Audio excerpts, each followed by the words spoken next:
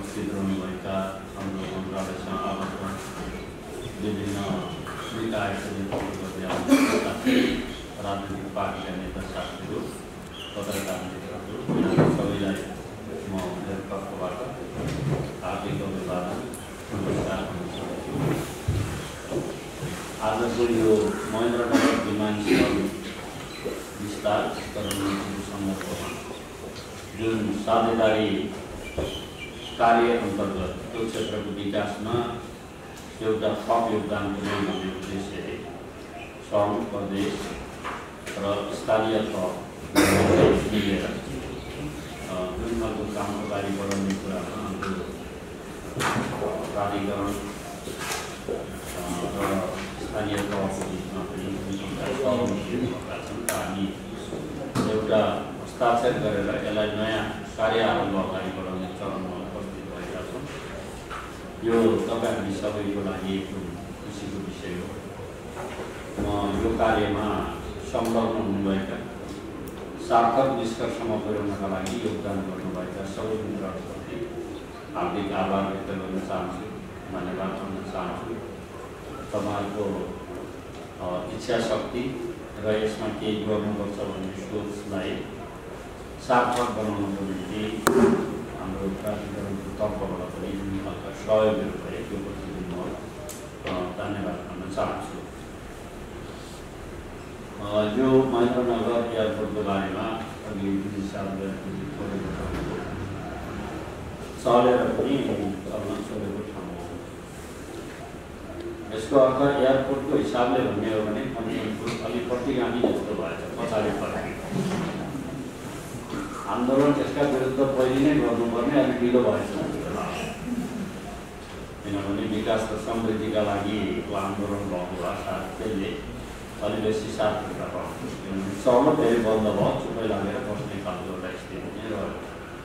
तर अहिले अब तपाईँ हामी सबैको यो चल्ने ठाउँमा चलाउनु पर्छ भन्ने ठाउँमा हामी आइपुगेका छौँ। अलि पहिले म स्वास्थ्य मन्त्री भएको बेला म गएको थिएँ। अघि मान्यज्यूले पनि थोरै बताउनुभयो, मेरो साथीले पनि भन्नुभयो। त्यो बाटो हुँदै हामी स्वास्थ्यको कार्यक्रममा गएका थियौँ। अर्को वडाको कार्यक्रम वडा नम्बर 16मा। अब त्यहाँ स्वास्थ्यको कार्यक्रम गरियो। स्वास्थ्यको कार्यक्रममा सम्बोधन गर्दा हाम्रो माननीय नरबहादुर धामीजी हुनुहुन्थ्यो, सभापतिले हुनुहुन्थ्यो, मेयर साहबहरू त केन्द्रबाट छुट्ने कुरै आएन, मान्यज्यू हुनुहुन्थ्यो, अरू साथीहरू पनि त्यहाँ हुनुहुन्थ्यो। त्यहाँ स्वास्थ्यको बारेमा सम्बोधन गरिसकेपछि अन्तिममा मलाई एउटा प्रश्न जबरजस्ती साथीहरूले ल्याउनु भएको थियो, यो एयरपोर्टको बारेमा पनि मन्त्रीले अलिकति बोल्नु पर्यो भनेर भन्नुभएको थियो।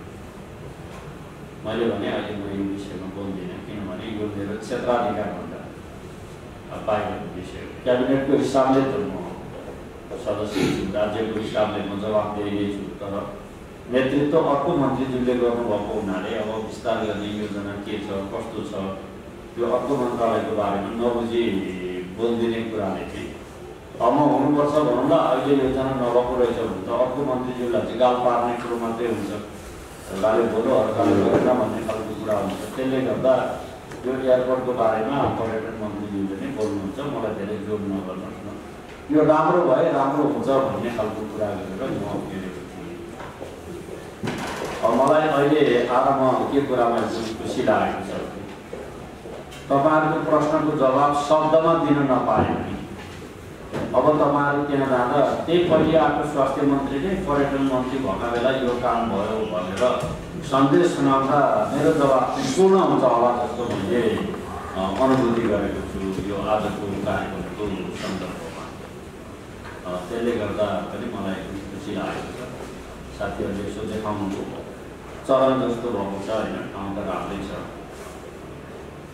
अब यसमा मेरो जोड दिएर भनाइ केही छैन, तर एउटा हामी यहाँ नेपालीहरूमा के बानी छ भने विकासका लागि गतिमा लाग्ने खालको समस्या हामी सबैमा छ। यो राष्ट्र चाहिँ प्रकृतिले दिएको, पुर्खाले आर्जिएको, हामीले त्यो माथि गरिखाएका छैनौँ। त्यही प्रकृति र पुर्खाको इमानमाथि हामी बाँचिरहेका छौँ जस्तो मात्रै लाग्छ। किनभने गर्ने इच्छा शक्ति हुँदा र गर्दा साँच्चै धेरै कुरा गर्न सकिन्छ।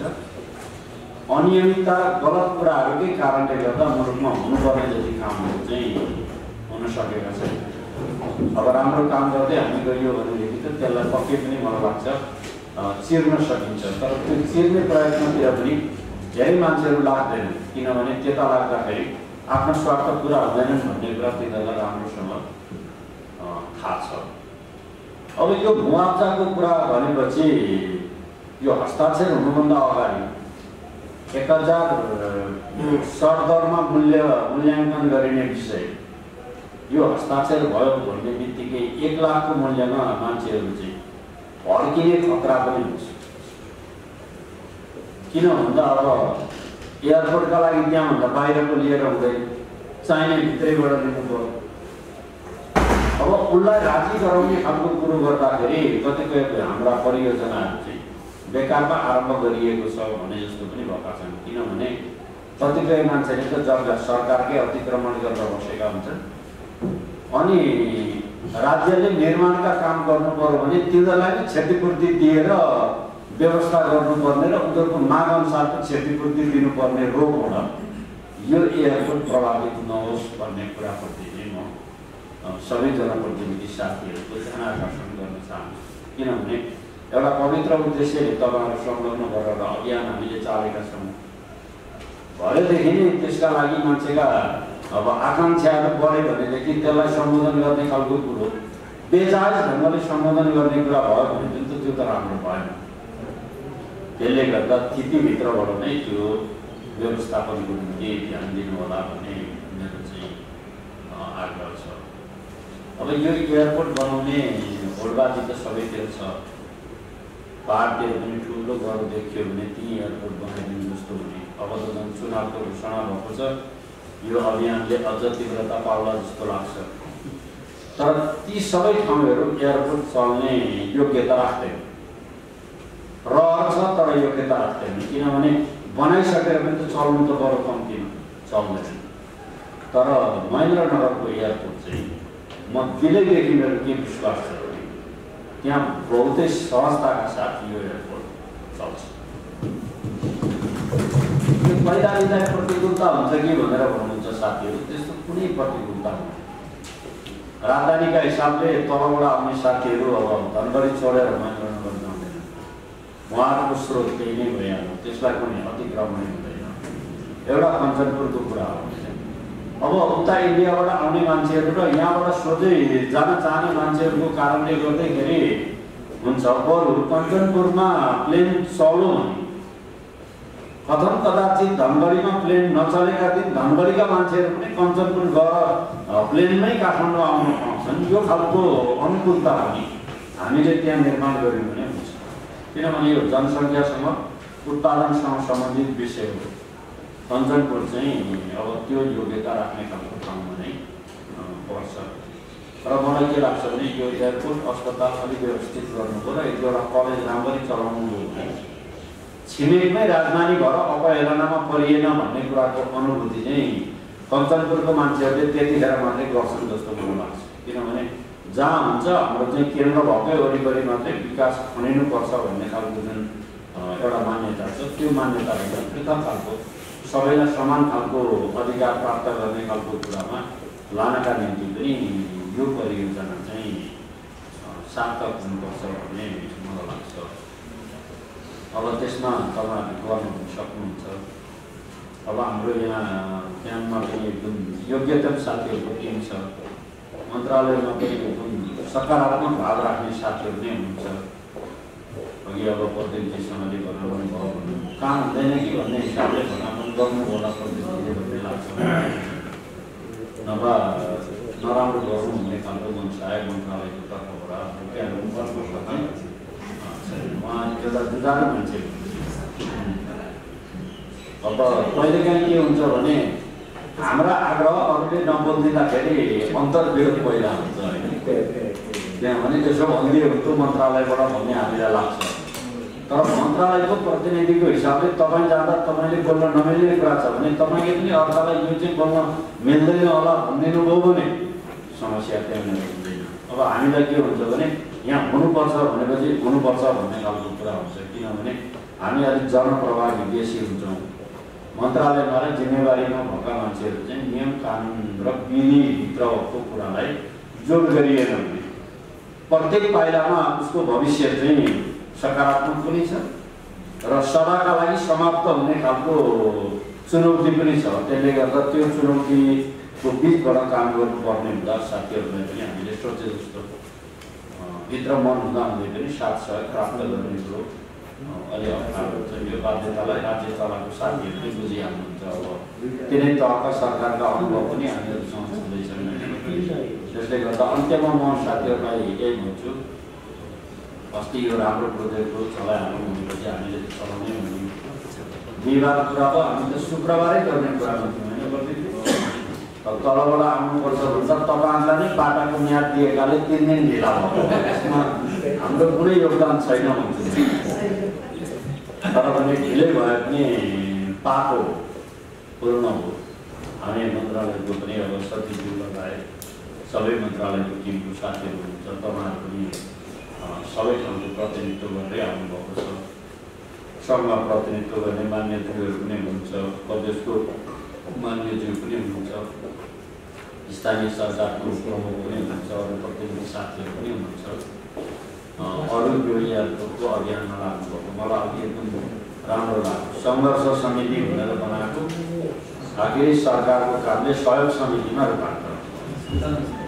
किन भन्दा बनाऊ भन्ने उद्देश्य त्यो हुने नै भयो भनेपछि विरोधकै लागि विरोध गर्न त समितिले बनाएको थिएन, हुँदैन कि भनेर खबरदारी गर्न न बनाएको थियो। त्यसले गर्दा व्यवहारले गर्दा त्यो चाहिँ सफल हो। यदि त्यो नभएको भएदेखि प्रश्न पनि हुन्थ्यो होला, अन्तर्विरोध पनि बढ्थ्यो होला।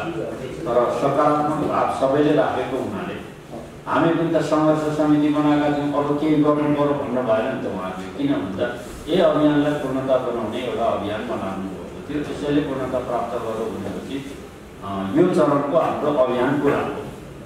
अब यसलाई निर्माण गर्ने कुरामा पनि साथीहरूका खबरदारीहरू, सचेत बनाउने कुरा, राम्रो बनाउने कुराका लागि योगदान गर्ने कुरामा तपाईँहरूका टिप्पणी आलोचनाहरू यी स्वागत योग्य नै रहनेछन्। किनभने बिग्रिन नदिने कुरा, राम्रो बनाउने कुराका लागि नै तपाईँहरूले गर्नुभएको आलोचनाले हामीलाई सही ठाउँमा हिँड्नका निम्ति पनि सहयोग पुर्याउँछ।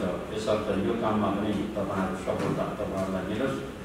अब यो हामीले हस्ताक्षर गरियो, साझेदारी पत्रमा सम्झौता पनि भयो, अपूर्ण भयो भन्ने हिसाबले आनन्द मानेर बस्नुभयो भने फाइल आफैमा हिँड्दैन है। फेरि यो फाइलले गर्दा त्यहाँ काम गर्दैन। यो सम्झौताको स्पिरिटको आधारमा तपाईँ हामीले आफ्ना आफ्ना दायित्व जिम्मेवारी पुरा गर्ने कुरामा प्रतिस्पर्धा गर्ने र छिटो यसलाई व्यवहारमा अनुवाद गर्ने कुरामा हामी सबै लाग्नुपर्छ। मन्त्रालयलाई चाहिँ सजिलो जिम्मेवारी छ। तपाईँहरू दुई पक्षको बिचमा असमझदारी भयो भने अन्तर्विरोध हल गर्नका लागि सहजीकरण गर्ने भन्ने छ। अब त्यस्तो केही पऱ्यो भने सूचना दिनु होला, मन्त्रालयको तर्फबाट हामी भन्ने बित्तिकै त्यो समाधान गर्ने कुरामा पहल गरिहाल्छौँ। तपाईँहरूको बिचमा असमझदारी नभइकन यो कार्यले पूर्णता पाउनेछ भन्ने विश्वास मैले लिएको छु। अघि हाम्रो मान्यज्यूले पनि भन्नुभएको छ, यत्रो इच्छा शक्तिका साथ साझेदारीमा आउनुभएको छ। यो कार्यलाई पूर्णता बनाउने कुरामा राज्यले अझै छु भन्ने गरी बोल्नु पर्यो भने पनि हामी तपाईँहरूसँगै छौँ भन्ने कुराको अनुभूति हामी दिलाउँछौँ। काम गरौँ, यो एउटा काम गरेपछि अरू पनि आउँछन् अनि क्रमशः काम गर्दै गएपछि विकास चाहिँ क्रमशः हुँदै जान्छ। एउटै कुरा गरेर मात्रै समग्र विकास हुँदैन। सबै कामहरू गर्दै गर्दै जाने सन्दर्भमा यो पनि एउटा अध्याय हो, एउटा आइटम हो। अब यो राम्रो गरियो भने यसले अरू कुराका लागि पनि बाटो भन्दै खुल्ला बनाउँछ, विश्वास आर्जन गर्छ। अब अहिले आलोचना गर्ने साथीहरू छन् भने पनि भोलि पर्सि प्लेन उडेपछि पहिलो टिकट काटेर तिनीहरूलाई नै प्लेनमा राखेर ल्याउँला। त्यसो भएपछि हामी त्यसरी सफलता प्राप्त गर्छ। यसर्थमा तपाईँहरू सबैलाई सफलता मिलोस् शुभकामना भन्न चाहन्छु। मन्त्रालयको कार्यकक्षमा आइदिनु भयो, रुखो सुखो जे भए पनि यो कालो चिया भइरहेको त्यतिमै हामीले सहयोग गर्न सक्यौँ। कोभिडले थला परेर हाम्रो अवस्थाले जीर्णै भएको कारणले धेरै मन खुलाउन पनि सकिएन। यसैलाई पूर्ण मानिदिनुहुनेछ भन्दै आजको यो कार्यक्रम पनि यही समाप्त भएको जानकारी गराउँछु।